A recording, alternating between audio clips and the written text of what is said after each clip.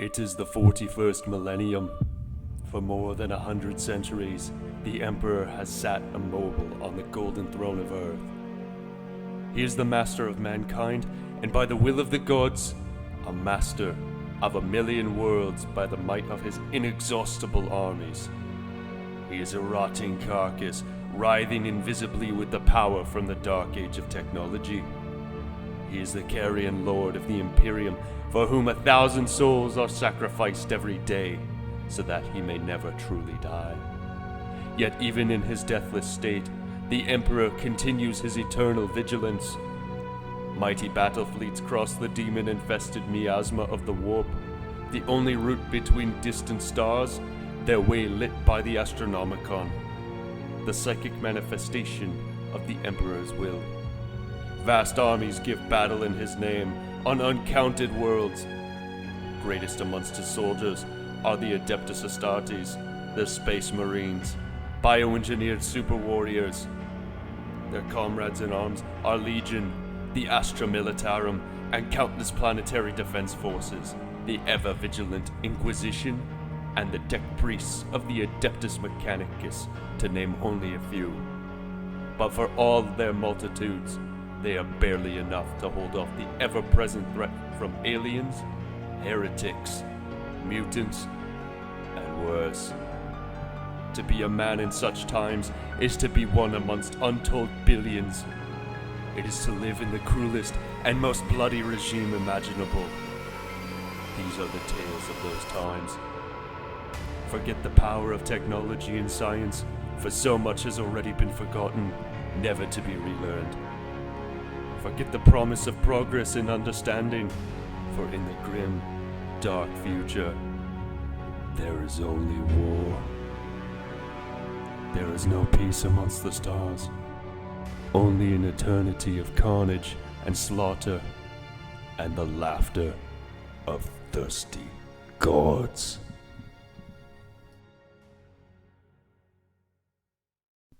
All is dust. Only dust remains. Dust and emptiness. I do not know what I am.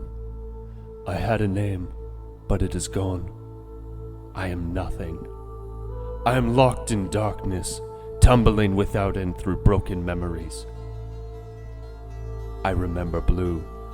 The blue was sky, slashed red by fire. I could smell smoke. There were pyramids on the horizon. Fire leapt from cracks in their sides. The dead were a slick carpet on the ground. The warrior stood amongst the corpses, his grey armor spattered, his mouth open like a dog panting for air. His pupils were black bullet holes in amber irises. You swore an oath to the Emperor, and now you break it. You break it to toy with sorcery and powers you cannot control. Blood pumped in my veins, roaring in my ears. I was running, firing as I moved, churning the dead into bloody mud with each step. The gun in my hand shook with a thunder rhythm. The grey warrior snarled and leapt to meet me. Rounds hit the ground around him, raising red craters in dead flesh behind his feet. He had an axe, its head a chest-wide span of black iron, its cutting edge curved like a skull's smile. I remember it singing in the air. The axe hit me in the side. It cut deep. I remember the pain, star bright and ice cold. I bled. Red liquid running over red armor, over gold, red drooling onto the ground. I looked up as the warrior pulled his axe back. Blood fell from the blade edge. It glittered in the sun, crimson against the blue sky.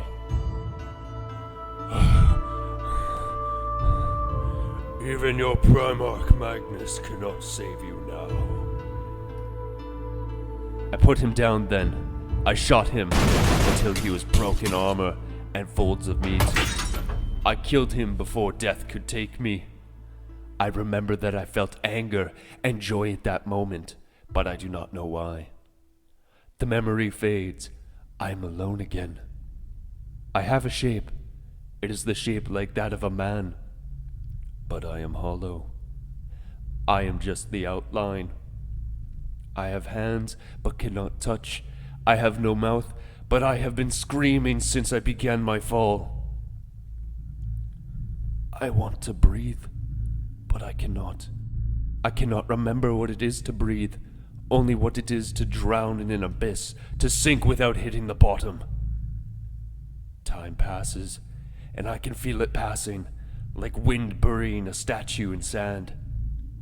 I had a name once. It is an echo, fading but never vanishing, forever beyond hearing. I was once flesh, but that is gone. Helio Historis. The voice comes to me out of the black night. I know the name, but I do not remember why. I remember fire. It was white, the stark white of a sun's heart. It roared from a black sky and remade me. I fell to my hands and knees. The ground beneath me was red dust, the color of rust, the color of dried blood. Pain, hotter and sharper than any wound, filled me. I could not see. The fire took my eyes first, and then it took my tongue before I could scream. Inside my armor, my muscles bunched, straining against metal. The fire burned through me, blistering my skin. I felt mouths open across my body. 1,000 mouths, each with razor teeth, each babbling a plea for the pain to stop. The fire pulled through my body like hands through wet clay. I was suffocating, as if sinking in sand. The acid touch of panic burnt my flesh. I could not breathe. I could not move. Everything stopped. It was like a razor drawn through the memory, a hard line severing me from everything that came before. I felt nothing. I stood slowly, the dust spilling from my armor. I began to walk, one slow step at a time. A dull haze shrouds the world. Beside me, other shapes move. They are lumbering figures, like walking statues. Somewhere in the distance, I can see a cluster of figures. Golden light outlines their shapes. They stand as if waiting. I walk towards them, towards the light. I cannot remember my name. The memory breaks, and I spin on through the empty dark. Helio Historis. It is a dream voice, shouting from the darkness. I can see light. It is distant, like a moon glimpsed from beneath the waves. The light is getting brighter and closer. I am rising out of the dark. Hands that I cannot see are pulling me. I can feel fingers gripping flesh that I do not have. I try to stop. I cannot stop. The light is getting brighter. It is a sun that I cannot look away from. Helio Historis. The dream voice says again. I am drowning, but I cannot breathe. I thrash my arms. Cold metal holds me still. I am a swirl of dust rattling in a skin of metal. Helio Historis. Says the voice, that is a thought. I know the name. Helio Historis. It is my name. I can see. The world is movement and fire and the roar of distant sounds. I am standing on a plain of leaping fire and melting snow. Beside me is a figure. He wears armor, the blue of a desert sky, and his helm rises into a high crest of lapis and gold. Silk robes flutter around him, though there is no wind. Golden light glows from him, filling my eyes. He is more real than anything else I can see. It is his voice that called me from my sleep. I know this, but do not know why. He turns and points. I step forwards. I have a weapon in my hands. I see an armored warrior moving towards us. His armor is the gray of storm clouds, and I fire. Blue trails of flame find the gray warrior, and he staggers to his knees before he burns. I am moving forwards, turning my eyes on the world around me. Other figures in blue armor advance beside me. We move as one. There are more gray warriors moving towards me. They are tall, but hunched with speed. I see axes and swords, and gray armor painted with bright colors in jagged patterns. I see black pupils and wide yellow eyes. They shout as they come. For us and the All-Father!